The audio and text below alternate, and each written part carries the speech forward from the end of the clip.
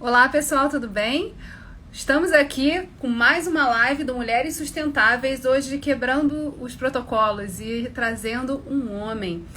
Wagner Sinelli, desembargador do Tribunal de Justiça do Estado do Rio de Janeiro, é meu convidado de hoje do podcast Mulheres Sustentáveis. E hoje a gente vai falar sobre um curta que ele criou e um livro que ele escreveu sobre esse tema do feminicídio. Então, estou chamando aqui o Wagner para a gente começar essa live juntos.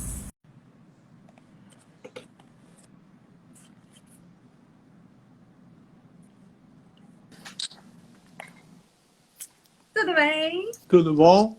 Deixa eu melhorar a luz.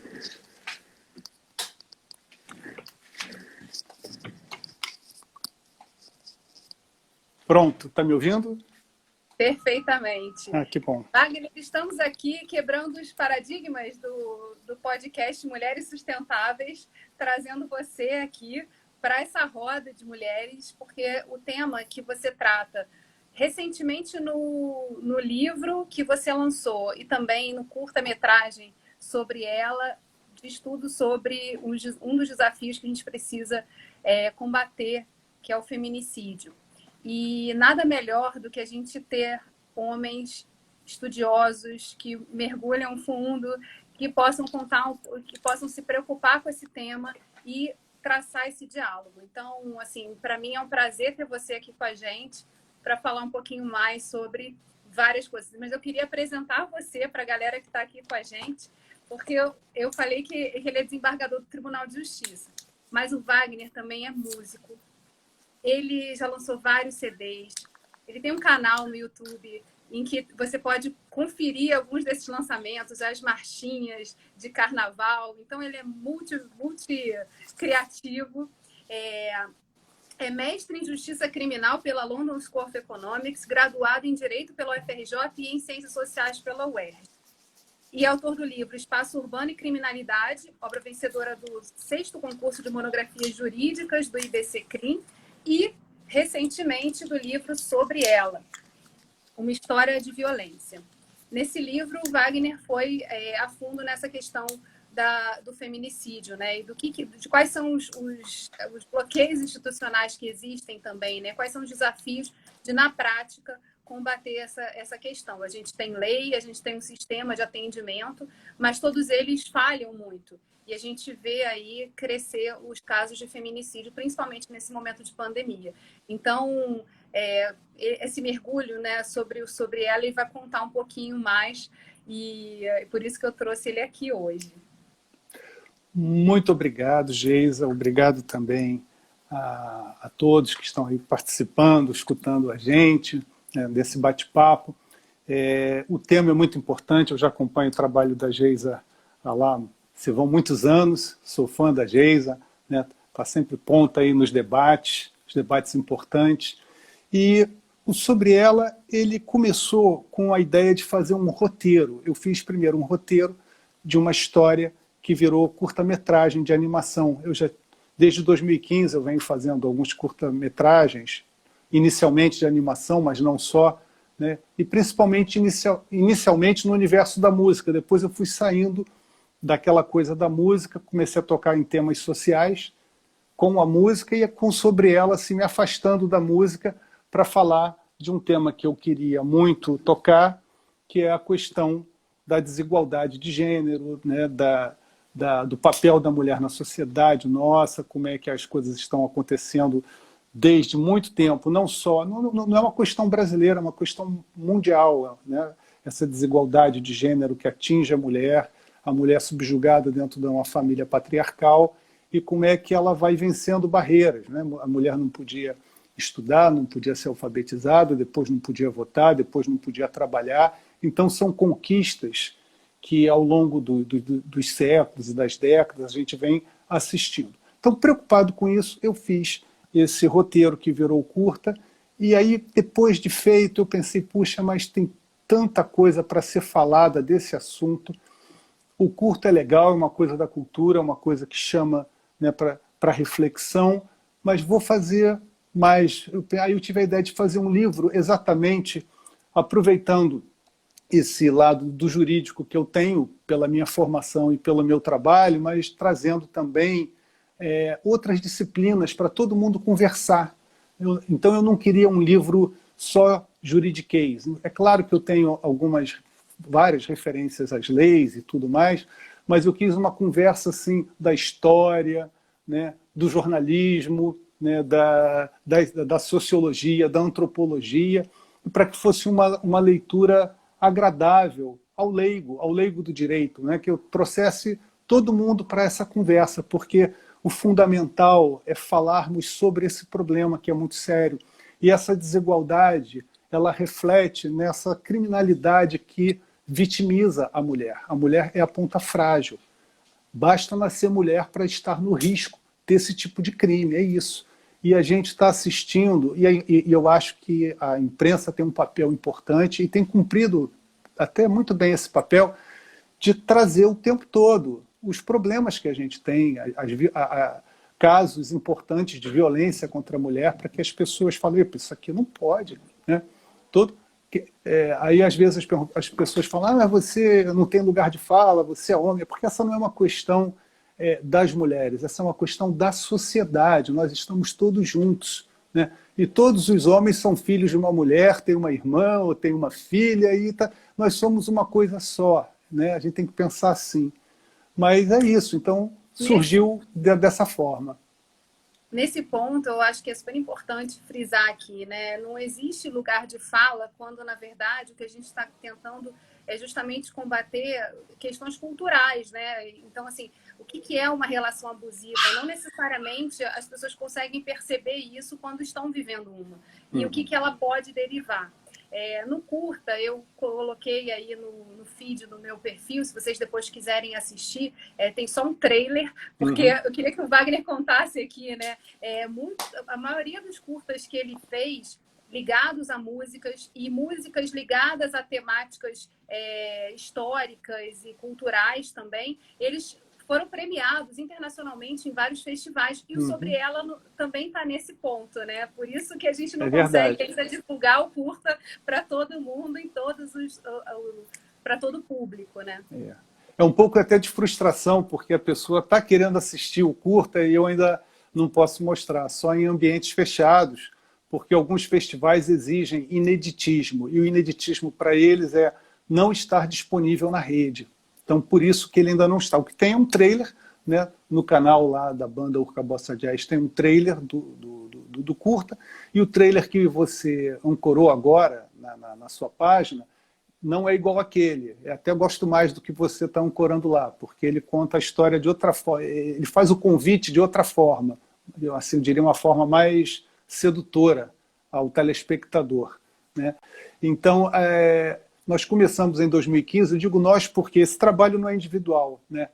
Eu trabalho muito com animação, eu não sou animador, então eu tenho pessoas que me ajudam, começou com o gabinete de artes do Axel Sandi, e depois pessoas da equipe dele, que ele mesmo falou, fala com fulano e tal. Hoje o Lucas Chui me ajuda demais, tem sido diretor de arte, é um super desenhista, animador, e trocamos muitas ideias. Então é um trabalho coletivo. Então eu às vezes vou falar na primeira pessoa do plural por isso, porque eu não considero nada do que eu tenha feito nessa área como algo individual. E o objetivo também não é individual, é um objetivo também coletivo, né, social, né, de conversar, de tocar as pessoas que ainda não pararam para pensar nesse assunto. Claro que quem vive uma relação problemática, abusiva, já está pensando nesse assunto há mais tempo. Mas tem pessoas que não passaram por nada disso, que não viveram violências próximas a ela, então elas podem ainda não se sentir tocadas. Algumas, sim, por sensibilidade, porque estão ligadas, estão lendo jornal e o que for, né, das mídias todas. Né?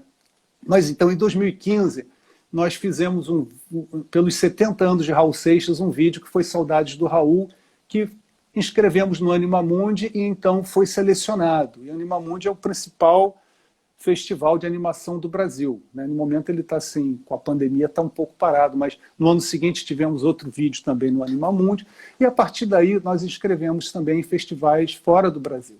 Então, nossos vários vídeos têm sido inscritos em festivais, têm sido premiados em alguns, e esse, o Sobre Ela, ele já está selecionado até hoje em 20 festivais, tendo sido premiado em 4. Alguns deles ainda estão acontecendo. E amanhã virá a notícia de mais uma seleção oficial que vai ser publicada de um festival americano da Filadélfia, que eles já avisaram que está selecionado, mas que a lista oficial sai dia 1º de abril. Então, assim, nós temos ainda alguns festivais dos quais a gente aguarda a resposta e alguns desses de seleção oficial que estão em andamento. Então, a gente fica na torcida e o importante é tocar no tema. E que festivais são esses? São festivais variados em vários países. Eu procuro, quando tem temática feminina, tem uns que tem uma categoria empoderamento da mulher, causas de gênero, eu procuro esses festivais. Eu dou preferência a esses festivais pela pertinência temática com o vídeo que foi feito. E isso é muito interessante, né? Porque, na verdade, é uma forma de animação, mas que os festivais também são portas para abrir e mostrar a sua música, mas conectada com uma história, contando uma história. Uhum. E nessa questão do Sobre Ela, você teve a produção do curta, e aí a colocação dele nos festivais, e teve a produção do livro, que foi se seguindo a partir do roteiro, para esse diálogo que você estabeleceu e retrata também no livro. A gente já teve aí alguns lançamentos, né, algumas discussões e debates em torno do livro, uhum. Alguns artigos publicados também, que você vai analisando questões culturais, questões, enfim, que se judicializaram, enfim, para poder justamente tratar dessa temática e levantar essa bandeira, né, da importância de falar sobre o tema, de falar sobre elas, né? Eu acho que isso sobre elas, sobre eles, sobre nós, sobre tudo, né? A gente precisa muito, porque é um assunto muito sério. Eu acho que a grande questão que está aqui a gente não está falando de algo abstrato, a gente está falando de algo muito concreto. Às vezes esse algo muito concreto pode não estar próximo da gente, pode não ser a casa do vizinho, às vezes pode ser a casa do vizinho também, né? Mas ele é sério, ele é grave, ele coloca mulheres numa situação de ficarem enredadas em relacionamentos em que elas ficam muito sozinhas e sem saber o que fazer. E essa demora em tomar uma atitude pode custar a vida dessa mulher, né? Porque ela está numa situação de violência psicológica, ela está numa situação de violência verbal, de violência física, e os homens que praticam essas violências são os homens que acabam matando. Então, e essas mortes acontecem. A gente estima as pesquisas que minimamente 3 mulheres sejam vítimas de feminicídio por dia nas mãos de companheiros ou ex-companheiros. A gente tem um problema com o atual e também tem um problema com o ex, né? Então, a gente precisa saber que, enquanto a gente está conversando aqui, várias estão sendo agredidas e serão agredidas. Então, essa não é uma questão que dá para a gente ter assim, um romantismo de que a gente vai acabar com este problema. Não vai. A gente tem que conversar, tem que buscar soluções coletivas para redução, né? E se a gente conseguir, como a gente pretende, uma redução, né, através do melhor tratamento possível, que passa pela lei sim, mas não é só pela lei, porque nós temos o hábito até de ter muitas leis, né? Então não é propriamente uma falta de lei. Às vezes o problema é a distância entre o que a lei determina, né, e a efetividade dessa lei. E no caso da mulher vítima, que ela está vivendo uma situação de dificuldade, de muita introspecção, de falta de apoio, né, ela não sabe o que fazer, então ela tem que saber que ela pode fazer várias coisas, ela tem portas para bater. Quem que eu procuro? Sua rede próxima, seus parentes da sua confiança, seus amigos da sua confiança, divida o problema com eles, converse com eles, bata na porta também do 180, não sabe o que fazer, liga para o 180 e conversa com a Central de Atendimento à Mulher. Nós conhecemos o 190, eu tenho insistido nisso, que é o número da PM, o Brasil inteiro conhece. O Brasil inteiro tem que conhecer o 180. E quem estiver na situação de dificuldade, ou quem souber de alguém na situação de dificuldade nessa área e quiser uma orientação, liga para lá, porque eles têm uma escuta qualificada para esse tipo de questão, né? Tem o telefone 100 também, que eu gosto de divulgar, que é uma outra opção também importante. E tem o símbolo, né? A possibilidade de marcar na mão e poder buscar essa ajuda onde for possível, né? Quer dizer, que a gente já criou mecanismos na sociedade que fazem com que se possa alertar que uma mulher está em perigo e a outra pessoa também se torna responsável, né? Em poder ajudar essa proximidade. E nós tivemos, até por causa da pandemia, os estudos apontam que houve um agravamento das situações de violência doméstica. E algumas leis surgiram em algumas unidades da federação do seguinte tipo: você, síndico, se tiver ciência de alguma questão dessa no seu condomínio, você está obrigado a procurar a polícia, você está obrigado a procurar as autoridades, porque senão vai ter uma repercussão para você. É claro que isso varia, são legislações locais, o que vai ter uma grande importância é a hora que tivermos uma lei federal sobre o assunto, porque aí uniformiza, e se tiver que ter alguma criminalização até para a conduta desse síndico, por quê? Porque ele não pode fingir que não sabe. A pessoa não pode estar sofrendo, está ali sendo agredida, está ali gritando, está acontecendo algo grave que dependa, está até um flagrante delito, e ele está, não é comigo, né? Briga de marido e mulher, não mete a colher, aqueles chavões que a gente conhece que estão na cultura. Então, na cultura, que tem música, né? Então, assim, tem também toda uma discussão da gente poder ser impactado por uma situação e poder rediscutir isso, né? Poder reposicionar essa questão. Sim, somos responsáveis pelo que está acontecendo do lado. Ainda mais se a gente sabe, de alguma forma, que isso pode estar acontecendo, né? Nessa discussão eu queria muito, assim, fiquei muito curiosa, porque esse é um debate que mostra também, explicita o limite do próprio sistema que foi criado, né? Por exemplo, na questão das delegacias, você chega lá e faz uma denúncia dessa, quem vai recepcionar essa denúncia? Quem vai tomar conta? A pessoa volta para o mesmo lugar em que ela é vítima dessa violência. Como é que faz para poder garantir que principalmente ela volta para o mesmo lugar? Então, quem vai garantir que ela não vai sofrer quando volta para aquele lugar? Como é que aquela pessoa vai saber que ela foi denunciada? Então, tem todas são questões muito sensíveis, né? E que vão gerar reações que às vezes não podem ser medidas ou controladas, né? A mulher que está nessa situação, ela vive muitos medos. Exatamente isso que você está dizendo. E tá bom, eu fui na delegacia, e aí? Né? Bom, no Rio de Janeiro, e não só na comarca do Rio, já em algumas, a gente tem o projeto Violeta, e a nossa colega juíza, a minha colega juíza, Adriana Mello, ela está à frente, que é transformar aquele momento que a mulher procura o juizado da violência doméstica e familiar e da mulher, ela, ao invés de ser um processo que levaria alguns dias para acontecer, da hora que registra, até a hora da medida de afastamento, a medida que for, é para durar 4 horas. Então é para ser, vamos dizer assim, uma justiça express.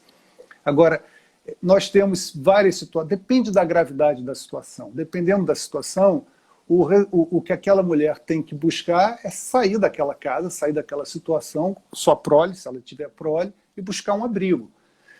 Nós temos delegacia de atendimento, especializada de atendimento à mulher? Temos abrigos?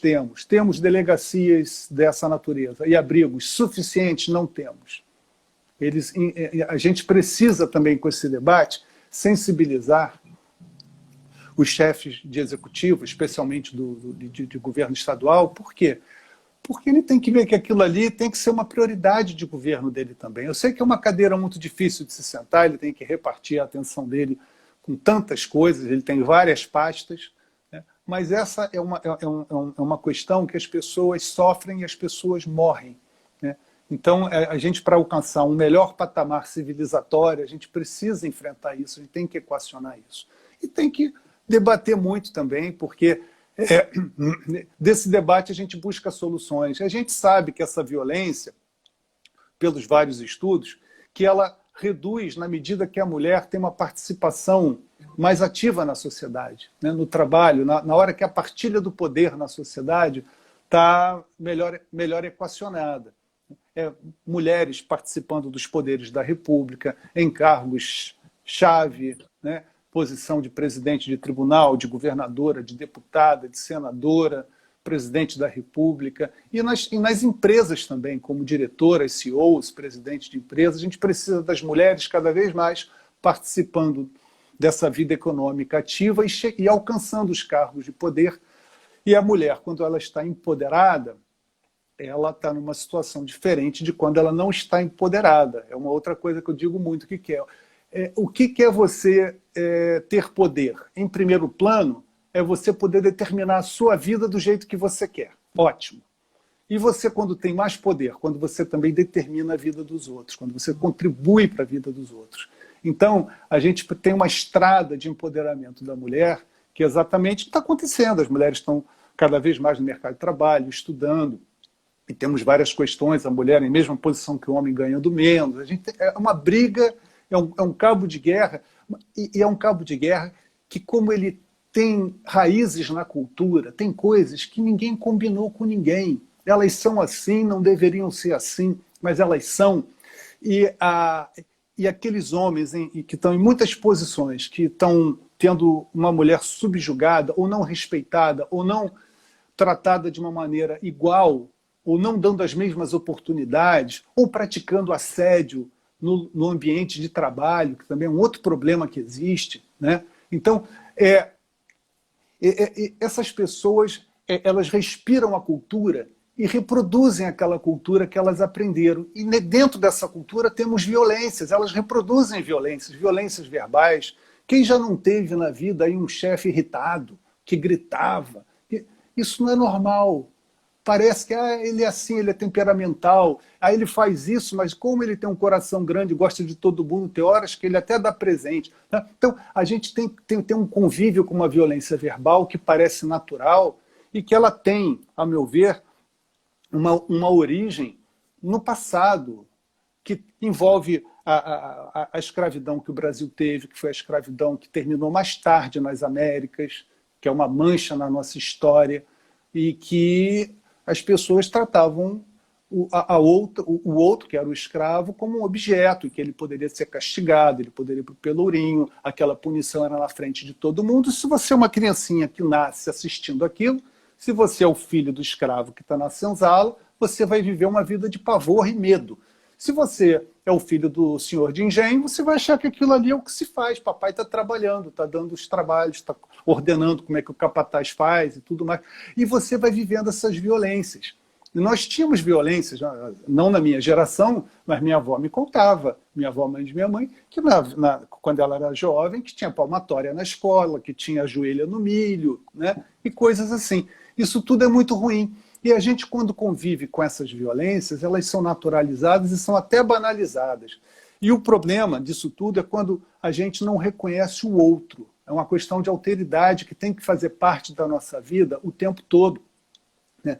E é isso que nessa questão da igualdade da mulher, de ter uma sociedade livre de crimes contra a mulher, é o que a gente gostaria, mas o que eu acho que a gente está brigando agora é um equacionamento, uma redução, uma conscientização, é uma prevenção, que homens são esses, que fábrica de homens agressivos é essa, que meninos são esses, são meninos que assistiram o pai batendo, que assistiram o pai quando bebia, alguns quando bebia, outros porque nem precisava de beber, era do temperamento. Então a gente precisa quebrar o ciclo de violência, porque a violência ela não é inventada, ela é reproduzida. Alguém aprende aquilo. São símbolos dentro da sociedade. E essa é uma questão dentro do livro. E dentro desses artigos que você mencionou, que eu tenho escrito, alguns já estão publicados, outros estão na fila para publicação em órgãos diversos, que eu procuro sempre trazer a questão da cultura para a gente ter uma reflexão sobre aquilo. Wagner, tem uma questão que eu acho sensacional, assim, de você conseguir juntar tudo num direcionamento para um tema tão fundamental nos dias de hoje, né? A gente falou aqui, a pandemia, ela evidenciou essa questão da violência. A gente tem um problema aí de comunicação. A própria justiça já trabalha mediação e todas aquelas teses de comunicação não violenta. Como é que você começa a trabalhar, a tirar os níveis de violência que estão na própria relação e que as pessoas não sequer têm consciência disso, então trazer para esse nível da consciência é uma questão.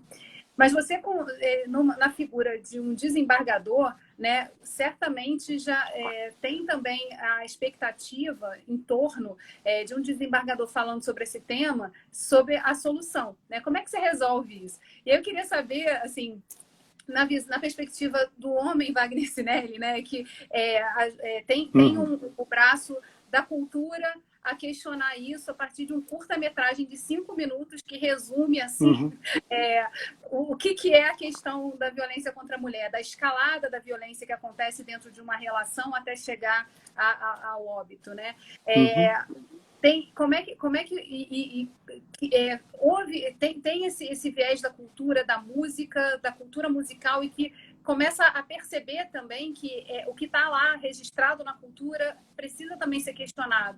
E como é que você assim, concentra isso em você? Qual é a sua visão, assim, a partir das responsabilidades de cada... Você é pai de uma mulher, de uma menina, e marido, enfim, e tem isso muito como um valor muito forte. Então, assim, como é que você trabalha essa questão? Assim? Como é que é a tua visão pessoal sobre isso? Interessante. Você fez algumas colocações e algumas perguntas. Eu vou tentar responder a todas, né? Tem uma questão... eu sou magistrado, eu sou desembargador, juiz de carreira, né, desde 92, e o que existe, que eu percebo, é uma expectativa da sociedade, fora do trabalho, quando a gente está na nossa vida, com os vizinhos, com os amigos, que sejamos assim um super-herói jurídico que vai resolver ou vai ter soluções para todas as questões ou todos os problemas. Não somos, né? Aliás, meu pai, que já não está entre nós, ele falava assim: juiz pensa muito para resolver o problema com a imparcialidade, mas ele às vezes não dá solução como um advogado tem que dar a solução para os problemas que o cliente leva ao advogado, porque realmente são duas formas diferentes de tratar das questões, são enfoques diferentes. Então, tem essa coisa de que o juiz ele não é um super-herói jurídico, ele erra até dentro dos processos. Claro que a gente trabalha para acertar, e a gente procura acertar o tempo inteiro, e dentro do direito nós temos situações que você, às vezes, tem mais de uma interpretação. Mas eu vi nessa questão da formação jurídica que eu tenho e da vivência que eu tive, especialmente nos meus anos de juiz criminal, onde eu percebi esse problema da violência. Eu, quando estava em Petrópolis, na comarca de Petrópolis, na 2ª Vara Criminal, onde eu fui titular por 6 anos, foi quando entrou em vigor a Lei 9.099, que trata dos juizados cíveis especiais e criminais. Ainda não existia o juizado especial criminal, mas já tinha aquele procedimento para os chamados crimes de menor potencial ofensivo. E aquilo obrigou, naquele momento, que foi o final do ano de 95, as delegacias encaminharem inquéritos que ficavam muitas vezes parados. E aí eu passei a ter uma impressão que estava tendo uma pandemia de homem agredindo mulheres. Por quê?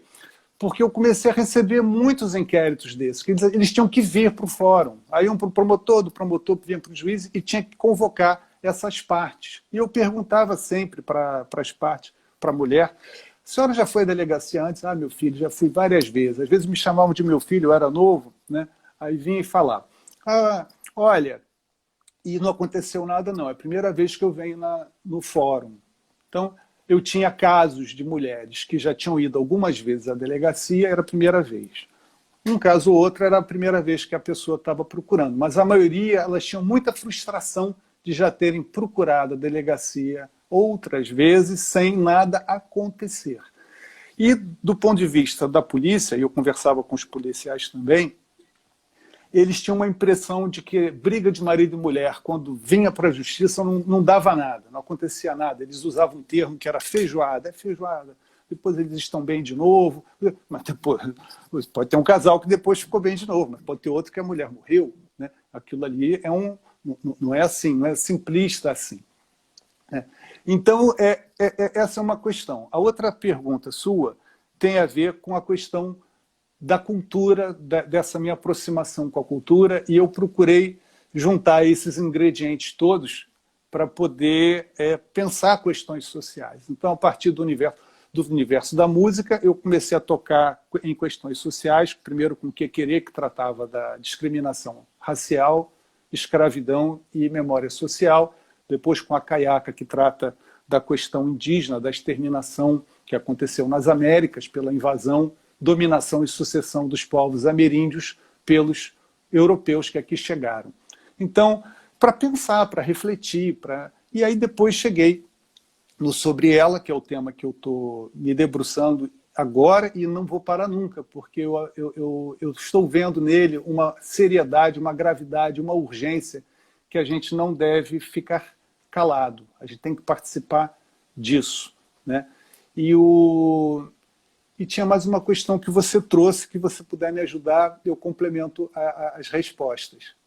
Não, na verdade, quando você estava falando, eu faço muitas perguntas ao mesmo tempo, mas é ansiedade. Geralmente eu anoto, mas para eu poder pendurar o telefone onde eu pendurei, eu fiquei longe do papel. Não, era sobre pai, né? Sobre o Wagner pai. E que eu acho também sim. Questão... Sim. Tinha uma coisa daí que eu queria falar. Sabe o que é? Eu fui criado... A minha mãe, ela era dona de casa. E uma mãezona, sabe? Querida de todos. Uma figura excepcional. E a minha avó morava principalmente com a gente. Minha avó materna. Que era uma avó também muito especial e uma avó muito sofredora na vida. Por quê? Porque ela era filha de um pai português que faleceu quando ela tinha 15 anos, ela era a 15ª filha, era a caçula de 15. Né? E ela casou-se, ficou viúva cedo, né? Com minha mãe não tinha nem 2 anos, ela ficou viúva, minha mãe é a 2ª filha, e ela reclamava, ela falava assim, quando meu pai morreu, os meus irmãos passaram ao papel de pai. Ela tinha 9 irmãos homens mais velhos do que ela. Né? Aí eu me casei, aí meu marido ficou na posição, né, de comando. Aí eu fiquei viúva cedo. Meus irmãos voltaram a me vigiar e a cuidar.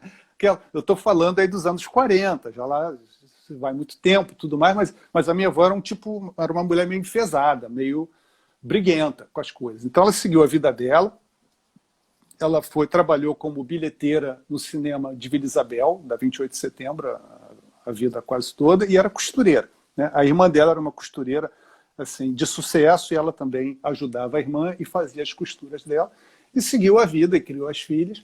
Mas eu lembro dela falando essas coisas, e eu contei da minha mãe, da minha avó, para dizer que o meu ambiente de infância e de juventude foi com muitas mulheres em volta, e a minha família é muito grande, eu tenho muitos primos, eu tenho 30 primos de primeiro grau, e muitas primas mulheres, a maioria todas mais velhas do que eu. Então eu convivi com muitas mulheres, e eu nunca me incomodei de receber ordem de mulher, eu gostava, não me incomodava. Eu me incomodava de receber ordem de homem, porque eu vou chamar de chefes, as pessoas às quais eu tive subordinação, algumas delas, que eram mais mandonas, não eram as mulheres, eram os homens. Eu tive chefe mulher, que foi maravilhosa.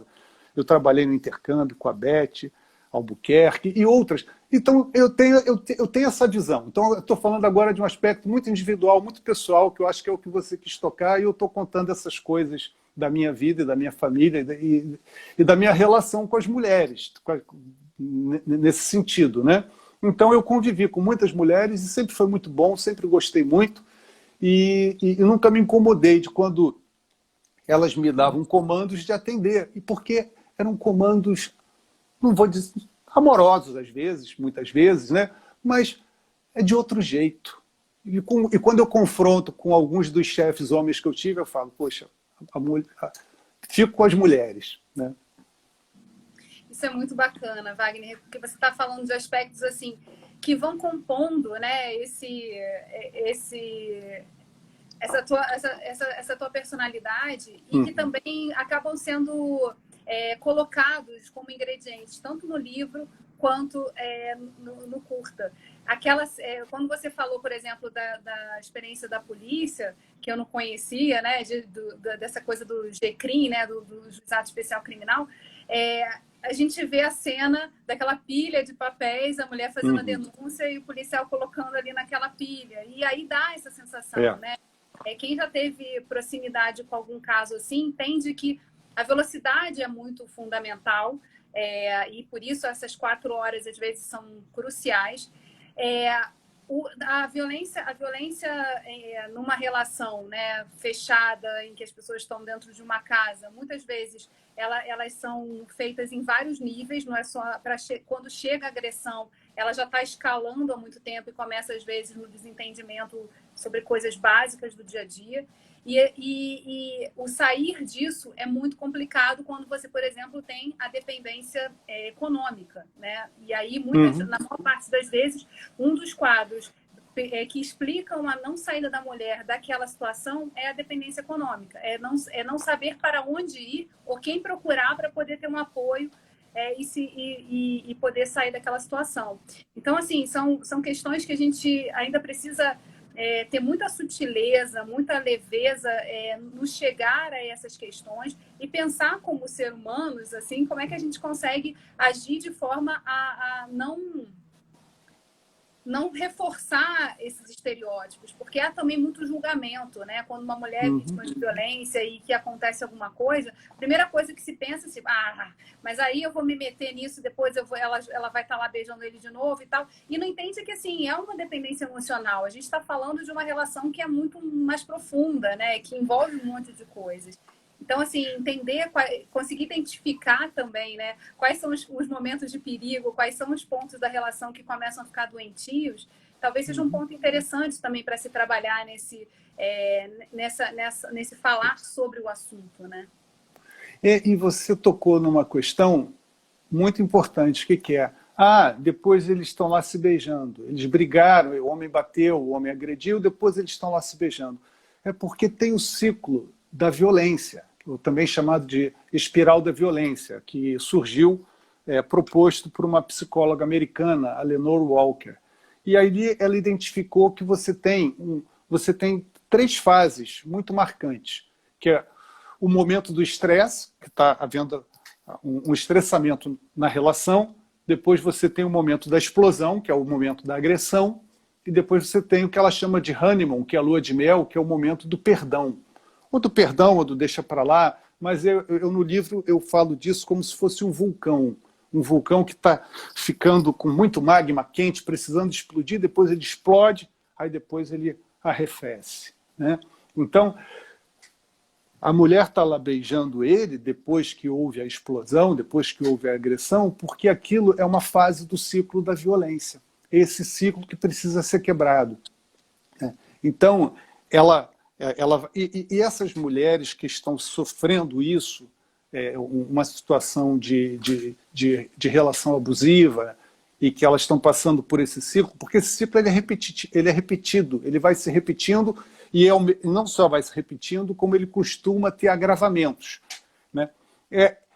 Às vezes a gente pensa, mas ela não sai, ela não faz nada. Ela não faz nada, mas ela faz algo que a gente não sabe. Ela está lidando com aquele homem, daquele jeito, com aquele temperamento, e ela faz coisas naquela relação, naquele lar, que é para minimizar o impacto da agressão, que é para que aquilo reflita menos nos filhos. Ela protege a prole, ela está se virando. Agora, o que é fundamental é que tem que falar sobre isso, essa pessoa precisa buscar um socorro, ela tem que entrar em contato com as pessoas próximas a ela, com a rede própria, com o que o Estado oferecer.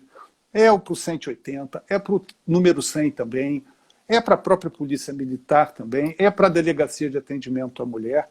Em alguns casos é muito difícil, porque a gente sabe que ela vai lá, vai reclamar, vai voltar, vai ter talvez algumas retaliações. Por isso nós temos no Brasil inteiro as experiências das patrulhas e das rondas Maria da Penha, que tem sido muito importante, como o abrigo e o apetrechamento das delegacias de atendimento à mulher, ainda temos menos do que deveríamos. Mas a gente precisa saber que existe e precisa, aquela pessoa que está vivendo aquilo, saber como é que aciona, como é que faz funcionar. Porque ela precisa pedir socorro. Me lembra, até nessa semana, eu tive publicado no Consultor Jurídico um artigo que fala das flores, e que ali eu faço referência a um poema de uma americana chamada Paulette Kelly. E basicamente o que ela conta naquele poema dela é uma mulher que está falando: olha, eu recebi flores hoje. Ontem nós tivemos nossa primeira briga. Foi meio chato, mas ele me mandou flores, ele me pediu perdão. Ela entendia como um pedido de perdão. E ela vai contando, é poesia, né? Vai fazendo as estrofes, cada vez tendo um agravamento da situação, para poder dizer: olha, ontem eu recebi flores, mas... ou não, ontem ele me agrediu, mas hoje ele me mandou flores. Aí vai. Claro que o último buquê de flores ela não recebe fisicamente, porque é para o enterro dela que ele manda, né? Para o funeral. Então, a questão é essa. Essas flores são uma armadilha. Esse pedido de perdão, ele é uma armadilha, ele é perigoso, né? A tendência é a repetição. É muito difícil essas relações que você não... que tem uma agressão que aconteceu uma vez só. Nunca é muito assim. Eu tive uma vez em São Gonçalo, onde eu fui juiz da primeira vara de família, o caso de um homem que, depois de 10 anos de casamento, ele agrediu a mulher. A mulher pegou os 2 filhos e foi embora e sumiu. Aí ele veio na vara de família oferecendo alimentos. No fundo, o que ele queria é que a justiça ajudasse a achar a mulher dele, porque ele não sabia para onde ela tinha ido. E eu até me lembro que no final dessa audiência, quando eu entendi que o objetivo dele era esse, e que ele me contou que ele tinha agredido, ele falou assim: eu nunca tinha feito nenhuma agressão antes, foi a primeira vez. E aí começou a chorar igual uma criança até, né? Aí ele chorou igual uma criança, ela sumiu, né? Então, esse quadro não é muito comum, de diante da primeira agressão, a pessoa romper, né? Claro que há várias formas de romper. A que essa mulher encontrou foi sumir. Eu não sei qual seria a versão dela, eu só escutei a versão dele, né? E na magistratura a gente tem a necessidade de escutar todas as versões. Então, essa mulher, diante do primeiro problema, saiu daquele universo e nunca mais voltou, até onde eu acompanhei, pelo menos, né? Tomara que não tenha voltado, né? Talvez, pois é. Hoje em dia a gente falaria assim: ela fez a coisa certa, né? Internamente não pode emitir juízo nesse momento, mas assim... Eu tinha até uma colega minha, que, de brincadeira, que ela falou de brincadeira. Ela falou assim: eu tô separada há tanto tempo, estou procurando um namorado, não estou achando, acho que um tapinha a cada 10 anos, sei lá. Né? Mas eu estou contando isso porque é engraçadinho, mas o que é que está por trás desse meu comentário?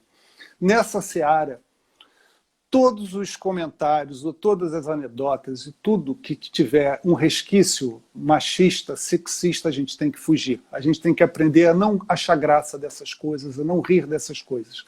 Outro dia me perguntaram, quando eu era jovem, se eu achava graça. Falei: eu já ri de piada machista na minha juventude. Hoje eu não vejo a menor graça. Eu fecho a cara, entendeu? Porque a gente tem que dar a volta por cima disso tudo. Isso não pode ter graça. Eu falei brincando não, eu falei me referindo à escravidão que nós tivemos e tudo mais.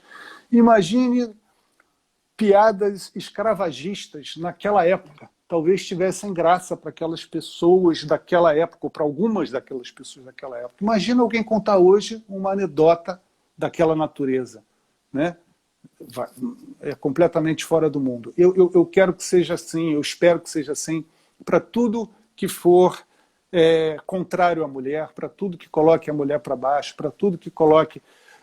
e a gente tem coisas culturais, e essa é uma pegada que eu tenho de querer trazer a cultura o tempo inteiro, para a gente entender isso melhor. A cultura explica muita coisa. É a antropologia que vem junto também, né? Então, todas essas piadas contra a mulher, lugar de mulher na cozinha, esfria a barriga no fogão, esquenta e esquenta esquenta no fogão, esfria na pia, coisa. A gente tem que fugir disso, não tem a menor graça. A mulher dirigindo é um perigo, bobagem. Né? Aí o Ever Given lá já travou o canal de Suez, a pilota era uma mulher, não tem a menor graça, porque tem um monte de outros navios que o comandante era homem, que afundou, que virou, outro dia na Itália virou um lá trágico, lá, porque o camarada quis fazer uma gracinha. Né? Então, qualquer comentário dessa natureza é para a gente fugir dele e não compactuar com isso. Acho que é porque a cultura ela é retroalimentada. Né? E a gente, quando fala, a gente está sendo ouvido. Está sendo ouvido pelos menores, pelos da mesma idade, pelos mais velhos, e as pessoas que convivem com a gente e que têm admiração pela gente, se a gente fala alguma coisa muito bom, que bom, elas vão pensar nisso. Mas se a gente retroalimenta fatores negativos, isso não é positivo, né? Não é bom. Né? Você trouxe uma coisa aqui fundamental, né? Que a história ela é dinâmica, né? Quer dizer, a construção da história ela é dinâmica. Então, esses processos eles têm que ser entendidos e têm que ser combatidos nessas sutilezas, né? Que mantém ali através da brincadeira, do xiste, coisas que não são aceitáveis mais. E aí eu acho que tem todo um trabalho a ser feito também sobre o reconhecimento, né, da natureza das relações. Outro dia eu assisti um TED, eu não estou conseguindo acessar aqui para poder me lembrar o nome da palestra, mas ela falava sobre relações abusivas e ela contava de uma organização americana criada por pais de uma adolescente que foi morta pelo namorado e aí eles tratam de discutir nas escolas o que é uma relação abusiva, fazendo desenhos, né? E falando o que é amor, o que não é amor. Então, amor é você sentir saudade, mas se você fica obcecado pela pessoa 24 horas e começa a olhar lá o celular para onde ela foi, isso não é amor. Então, assim, através de pequenas sutilezas também, que servem para a gente entender um pouco mais como é que as pessoas se comportam, né? E quais são as atitudes que a gente tem que ficar de olho, que são essenciais, porque não existe violência sem sinal anterior, né? Quer dizer, as pessoas percebem nas pequenas maneiras, até no filme, né? Isso fica muito claro. Vocês conseguem ver isso no próprio trailer, né? A maneira como ele pega o braço dela, isso se repete ao longo do tempo no filme. Então, assim, existem traços sutis que podem ser observados e a gente começar a entender assim, o que é amor e o que está em outro lugar, que precisa ser combatido, né? E que ou eventualmente assim, você sair dessa relação. Né? Eu até no livro eu coloco alguns casos, né, que eu levantei. Na verdade, eu levantei centenas de casos. Eu escolhi alguns para poder colocar no livro, mas era assim, era uma pandemia de casos. Então, um deles que eu me interessei muito de entender o que aconteceu, era de uma jovem do interior de Santa Catarina, que é uma moça que não tinha convivência com violências e nada disso. E arranjou um namorado que começou a ter atitudes de censura em relação a ela. Não diz isso, não faz aquilo, começa uma dominação. Né? E depois ela diz, depois ele estava me beliscando, ele estava me cutucando, me repreendendo. Depois ele começou a me agredir. Aí ela conta que um dia, na praça pública, ele ficou irado e começou a agredi-la muito. Ela achou que fosse morrer naquele dia, ela se fingiu de desmaiada para ele parar de bater, para passar aquele momento. Ele foi embora e ela foi à delegacia. E aí ela descobriu, porque ela foi à delegacia e com as amigas e com as pessoas conhecidas, que várias outras mulheres, inclusive do relacionamento dela, já tinham passado por coisas semelhantes. É que as pessoas não contam, elas têm vergonha. Né? Isso é uma coisa que você não divide com o mundo. Eu fiquei toda então, as pessoas agora, porque eu já ouvi uma história exatamente igual a essa. Quer dizer, da descoberta na hora que está na delegacia que aquela pessoa era violenta à beça. Né? E você não tem noção do perigo que você está correndo. Sim, e tem casos, ela descobriu de outras pessoas que tiveram situações semelhantes, não com o mesmo agressor, mas há vários casos de pessoas, quando passam por isso, elas descobrem que aquele homem, antes, com as namoradas anteriores, com as companheiras, ele tinha um comportamento igual. Ele é coerente com aquele comportamento agressivo dele, há uma permanência, né?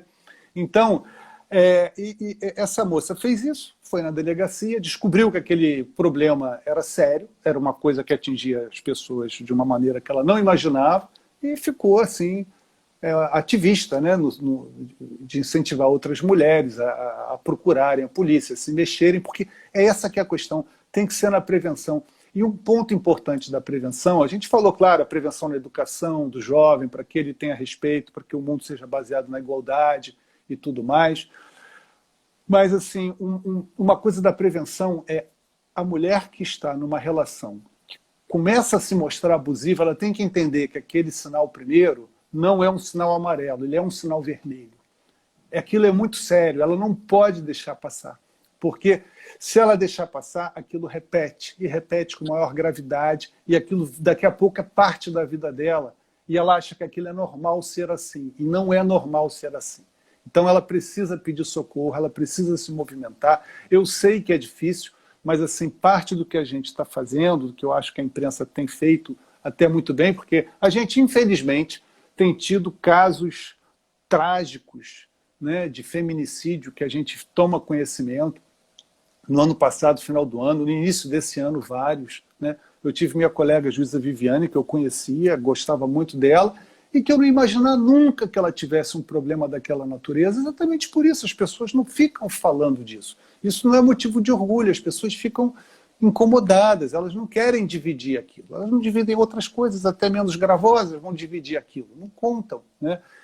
Mas elas têm que bater nas portas que elas tiverem, né? Procurar a família próxima, os amigos, buscar apoio. Às vezes ela não encontra o apoio na família. Às vezes dentro daquele núcleo familiar acham que não é muito bom, mas é melhor assim, aquela filosofia que eu vou chamar de mais antiga, mas que o importante aqui é que a pessoa tenha uma vida saudável e que ela tenha uma vida. Então, para isso, ela tem que sair da relação que tem como tônica a agressão, e porque esses homens que agridem são os homens que matam. Então não dá para você saber que aquelas flores que chegaram vieram para o seu funeral, porque você perdeu a oportunidade de falar quando podia. Então tem que falar.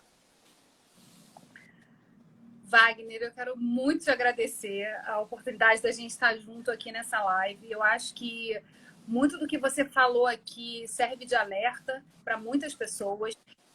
Entender quais são os canais. Eu acho que você conseguiu traduzir tão perfeitamente no curta-metragem que eu tô louca para poder tornar público. Vou divulgar aqui também quando puder se tornar público.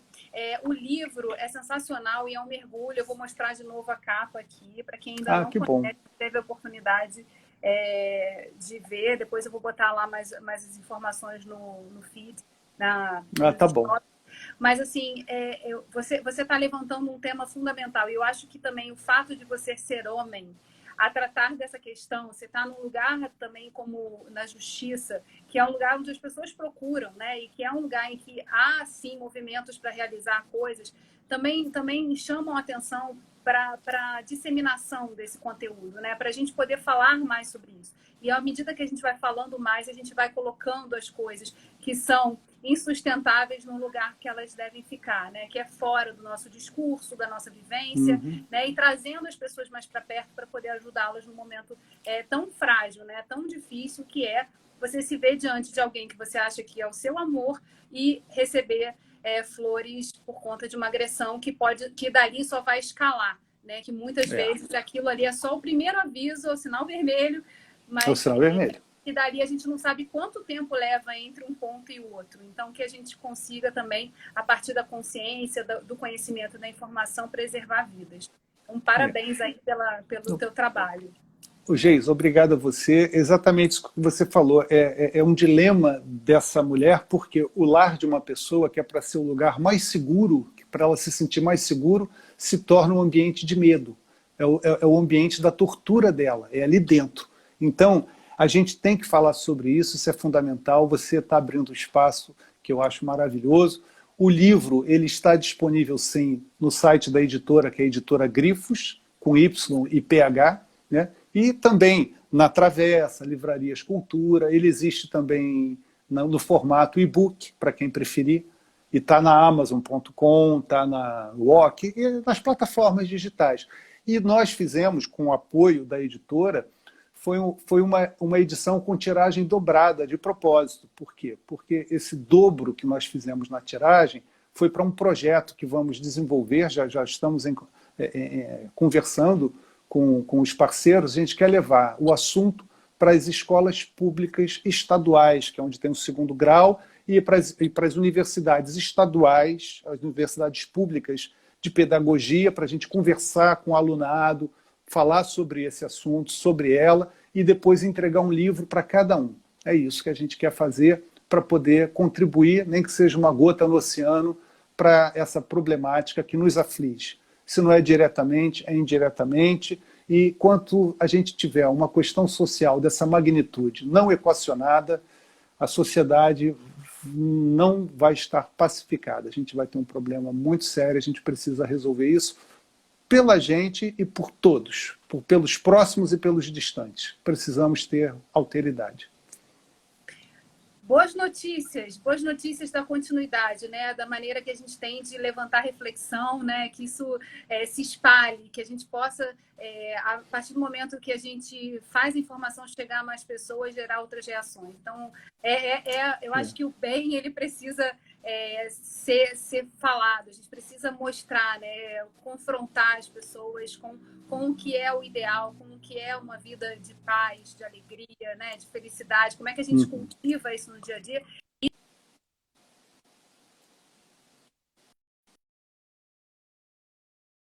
Obrigada, Wagner, por ter estado aqui comigo hoje. Olha, eu agradeço a você, a todos que assistiram, vi pessoas amigas conhecidas e pessoas que eu passei a conhecer agora, algumas até comentando, fazendo perguntas. Eu gostaria de ter respondido e atendido a todos os comentários, mas a gente tentou, dentro do nosso diálogo, falar sobre todos esses temas. Então, muito obrigado a todas as pessoas que prestigiaram também aqui o nosso bate-papo. E fica aqui o convite, Wagner, para quando você começar esse processo junto às escolas. A gente sabe que tem aí o fator pandemia a ser um bloqueio aí para esse início. Mas assim que você colocar esse projeto na rua, vem aqui contar para a gente mais um pouquinho sobre isso. Vamos falar mais vezes sobre ela e sobre elas. Ótimo. Excelente, Geisa. Muito obrigado, um grande abraço para você e para todas as pessoas que nos ouviram. Tchau, tchau. Tchau, tchau. Até logo.